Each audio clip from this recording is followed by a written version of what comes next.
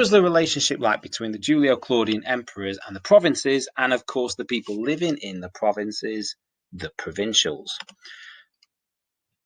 Of course, this comes with a warning. This is a revision clip, so the information is summarized. There are other examples and sources that you could easily use in an answer. Our possible structure is going to work chronologically because this is a revision clip and that should really help with that. Of course, you could answer any question on the provinces thematically. And more importantly, we're going to make the assumption that a question on the provinces and the emperors is going to focus on improvements or the emperor's concern or their interest in the welfare of the provinces. Chronological structure might look at the positives for Augustus, looking at the problems under the late Republic, how he improves the lives of provincials and controls governors, and then discussing our sources such as Suetonius, the Cyrene edicts, and Strabo as well. Tiberius, despite Suetonius working very hard to discredit him, if we look in between the lines, we can see some real positives about Tiberius's relationship with the provincials, particularly in Tacitus, and supplementing him with writers like Velleius. Gaius, we're going to be looking really at his relationship with the client kings and his use of the client kings. Claudius, again, we're going to see some reasonable positives for Claudius and some strong similarities to Caesar. And for Nero, kind of, unless you're Greek, it's going to be reasonably negative, and we'll make a reference to the Boudica and Jewish revolt as well. As an introduction, you could make a reference to Pax Romana and Augustus's achievements in establishing this. On the whole, you're going to see some positives for Augustus, Tiberius, and Claudius, and some negatives for Gaius and Nero. There are, of course, counter-arguments for those statements. So let's start off looking at Augustus. Augustus really does seem, in our material that we've got, to improve or attempt to improve the lives of many provincials. There've been a lot of extortion in the late Republic, as detailed by writers such as Cicero. Why had there been so much extortion in the provinces under the late Republic? Well, that's probably because of the way that the Republic elected officials and the fierce competition in the Senate, or certainly in Rome, in order to get to these offices. So if you're an ambitious Roman and in the late Republic and you want to become something really competitive like consul or praetor, you might take loans out. With the loans, you might use that to fund your election campaign, using bribery to pretty much, or attempt to rather, guarantee your election as praetor, as consul. You then serve your term of office. You then become governor of a province, fingers crossed a lucrative one. And then as governor of the province, you then work with local publicani to extort the province, make a healthy profit, come back to Rome, pay back your loan, and everything's awesome. There's a great example of this working well in Cicero's Cilician letters, when he tells us about the previous governor, Appius Claudius Pulcher, working with a member of the local publicani, a guy called Scaptius, to extort communities in Cilicia. So, what provinces did Augustus receive as part of the first settlement? Well, we're told, and it's corroborated by multiple sources, as we'll see shortly, that Augustus gets a massive chunk of the Roman Empire, the imperial or the frontier provinces. And of course, this has a precedent. If you go further back in Roman history, you've got laws like the Lex Gabinius and the Lex Manilia that give Pompey multiple provinces ruling via legates, and laws such as the Lex Vitinia that give Caesar multiple provinces as well. So Augustus gets the frontier provinces, which are the more unstable or recently conquered provinces with the vast majority of the legions. The Senate get the more peaceful and stable provinces with a smaller number of legions. In this diagram and this map, you can see that the lighter coloured are the imperial provinces, the dark red are the senatorial provinces, and of course Augustus does swap provinces at different times. Suetonius gives us a flavour of some of those improvements, and we'll see that in a shortly. On the whole, though, how does Augustus improve things for the provincials? Well, first of all, there's a fair tax system with his use of censuses. There's much more control on the publicani, and in some areas, tax collectors are abolished. However, that doesn't 100% work. As we'll see, there are revolts under later emperors that show that this is not a magic bullet.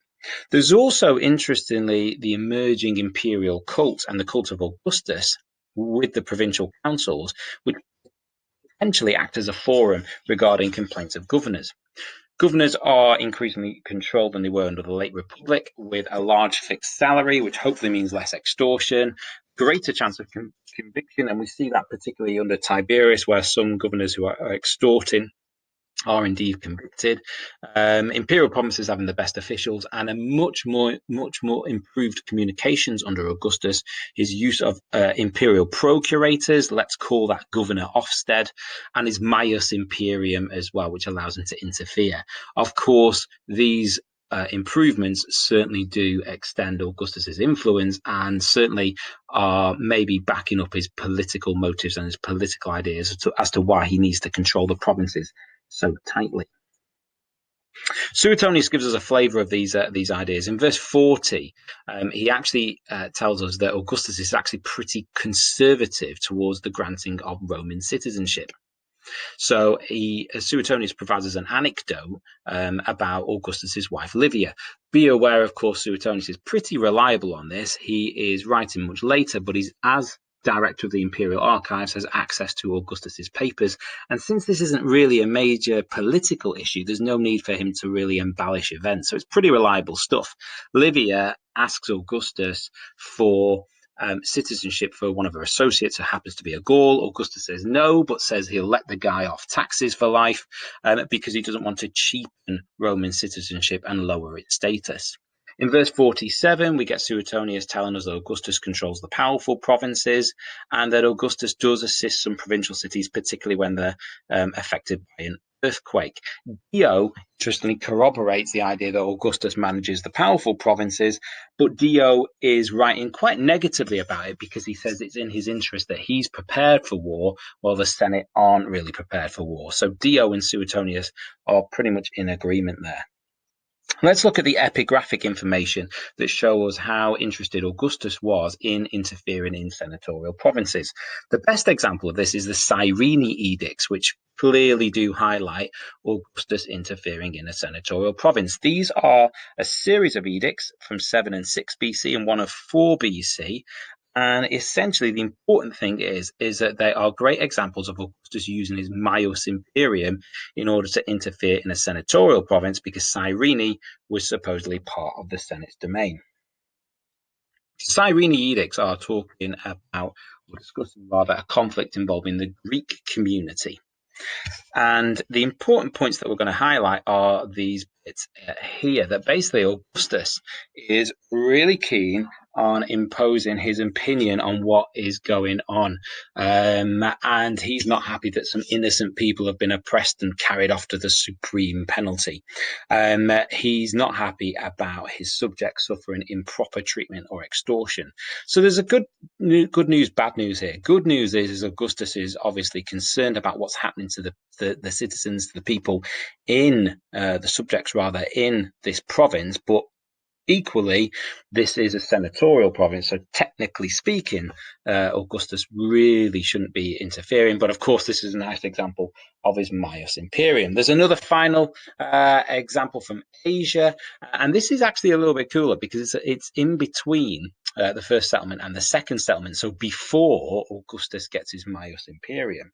And in here, Augustus is declaring with Agrippa as consuls in regard to this actual province, basically that these gifts need to be restored to this province. The actual details not massively important. What's important, though, is that this inscription is an example of Augustus interfering in senatorial provinces before 23 BC and the granting of Maius Imperium. Strabo also gives us some great information in regard to the division of provinces and how Augustus controls the the frontier ones, the more unstable provinces. Remember, this guy is a geographer. He's not writing politically. So again, we can say he's probably pretty reliable. So in regard to the division of the provinces, Strabo that again confirms and corroborates our sources that he splits it into ones that he controls and one the Senate controls. The blue is the imperial provinces.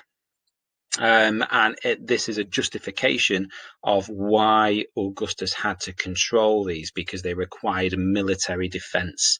They were not yet subdued. So basically, this is a good reason why Augustus has got the more unstable ones. And the green is a reference to the senatorial provinces. The rest, which were in peaceable countries and easily governed without the assistance of arms, were given over to the Roman people. So again, we've got another source telling us about the division of provinces. There's one case that's a little bit different, though, and that is Egypt. And Egypt is run completely differently from the rest of the empire. It's governed by an equestrian prefect. 3 legions commanded by equestrian prefects with imperium, so no senatorial legates, and no senator, importantly, allowed to enter Egypt without express permission. That's going to be an issue when Germanicus does just that under the reign of Tiberius. Equally, in terms of Romanization, Egypt is kind of underdeveloped from the rest of the empire. Alexandria is the only large city. Let's look at Tiberius. Now, for Tiberius, again, Suetonius does have a lot of negativity about Tiberius and his management of the empire. But I think there's a really great little anecdote, analogy that we can make a reference to that's really memorable for Tiberius. And it's this, where in Suetonius tells us in Tiberius 32 that in regard to a discussion about taxation in the provinces, Tiberius says, "A good shepherd shears his flock, he does not skin it." So this is obviously a cautionary discussion about overtaxation and the dangers of that. There are some positives in Suetonius' coverage of Tiberius. So, for instance, similar to Augustus, we've got cities that are given aid after a result of earthquakes, but there is some pretty firm negatives. So he abolishes asylum in one particular area as well. And then the important thing is verse 41, when he says that Tiberius, when returning to Capri, utterly neglected the conduct of state affairs, never changing the governors of his provinces, left Spain and Syria without governors for years. Armenia was overrun by the Parthians. So basically, Suetonius is saying that Tiberius is not interested in the empire as soon as he disappears from Rome. There's also a rebellion in Gaul in AD 21, which again might be a reference to overtaxation. So basically, not all of Augustus's improvements had worked. However, that being said, you actually see some positives in Tacitus. And Tacitus, as we know, is no Tiberius fan. So he does talk about the strict discipline of the troops in the provinces, a little bit of a hint in that when discussing the mutinies at the start of his reign. Choice of governors as well. So the governor of the Danube, left there for 20 years, could be flipped as a negative that Tiberius isn't bothered. Maybe this guy's doing a good job. Prosecutions were swift for extortion. So Silanus is a great example in Tacitus, well worth a little read up on that. Infrastructure established, generosity during disasters. He does attempt to avoid interfering in senatorial provinces. You see that when there's that Tacfarinas revolt in Africa, and Tiberius does ask the Senate to send a general of their choice. Doesn't encourage worship of himself in the provinces, as detailed by the Giffion decree, and does limit over taxation as well. Tacitus, so all these details from Tacitus is also corroborated by Velleius as well. So Velleius, who's a contemporary source, actually says about the provinces being free from extortion. So we actually do have some positives there. Obviously, Velleius maybe doesn't survive the treason trials. So why is he, is he what he's writing totally reliable? Who knows? But he is a contemporary, though. So we do have some positives of Tiberius from Tacitus and Velleius. Mentioning the Giffion decree as well, it's quite interesting. Obviously, mainly more important for a religion question, but the fact that this community in Greece and the Peloponnese actually wants to sort of make sacrifices for Tiberius is actually, again, maybe a stand-in or an indication rather of Tiberius's standing in the provinces. Tiberius, of course, denies this and says, "No, I don't want this. I'm more satisfied with more moderate honours suitable for men." But it's important that we've got a community in Greece that are petitioning the emperor to make sacrifices on his behalf. Let's have a look at Gaius. Gaius, we can fly through Gaius pretty quickly because there's only sort of three key areas in terms of the annexation of Britain. He announces it, but then doesn't actually do it. Pinches Mauritania. The important thing for us from Gaius, as we're told from Suetonius, is he basically restores client kings to their positions, in particular Antiochus III, the three sons of a Thracian prince, and the favourable treatment given to Herod Agrippa. There's not a stack load of information from our sources on the provinces under Gaius because they're more concerned with his madness. Claudius, we can see some real positives. For me, one of the best examples of Claudius's attitude towards assimilation is the debate in Tacitus about whether some of the citizens in Gaul can actually gain senatorial status because he's trying to expand the Senate. And the Senate are completely opposed to this because they don't want the Senate being deepened. Also, these are the descendants of people that fought against Caesar. And importantly, Claudius actually argues for this. And he uses his historical knowledge, his scholarly brain, to actually say, well, actually, we need to be inclusive rather than exclusive. And he cites examples from Roman history, but also the exclusivity of citizenship and participation in Athens and Sparta. He makes the argument that Romulus, when creating or founding the city, actually flings open the doors of the city as well, and says that this actually is going to be a new precedent. So this is actually quite a good indication of maybe Claudius's open attitude towards inclusion of provincials into the imperial system, or into the system rather. Another good example is the letter of Claudius to the Alexandrians. The reason why this is kind of important is because it shows us about Claudius getting involved in this dispute between Greek and Jewish communities of Alexandria. It's again important from a religious point of view because Claudius is actually declining temples and priests to himself. But again, it does show us that emperors were receiving petitions and were responding and communicating to their subjects in the provinces. Claudius, though, I think the most important thing that we can see, particularly from the coverage of Suetonius, is how he's actually quite similar to Caesar in regard to expansion and assimilation, certainly in regard to Britain, the extending of citizenship, colonies, and direct rule rather than the use of client kings.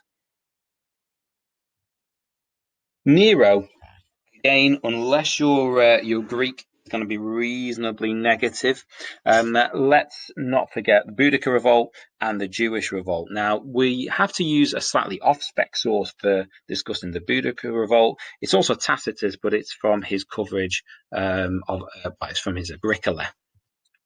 And essentially, the Boudica Revolt happens because of mismanagement and what happens when Boudica's husband dies, and the heavy-handed treatment of Boudica and her family and the tribes by the Roman authorities. They're eventually defeated by Paulinus.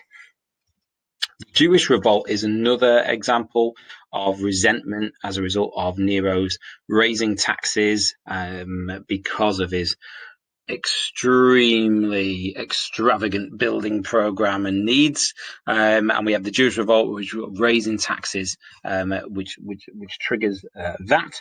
On the whole, though, yeah, Nero pretty negative. We've got some positives in regard to his treatment of some Greek cities, given free status. Negatives: persecution of Christians, the debasement of coinage following the Great Fire, higher taxation.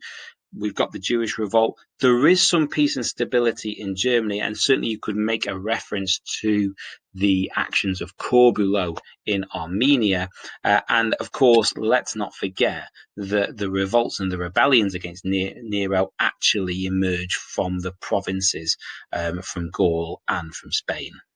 So on the whole, what I think we can see is that there's a reasonably positive relationship between emperor and provincials if we're discussing Augustus, Tiberius, and Claudius. But for Gaius and Nero, are they a little bit uninterested in the whole mechanisms of the provinces and provincial management.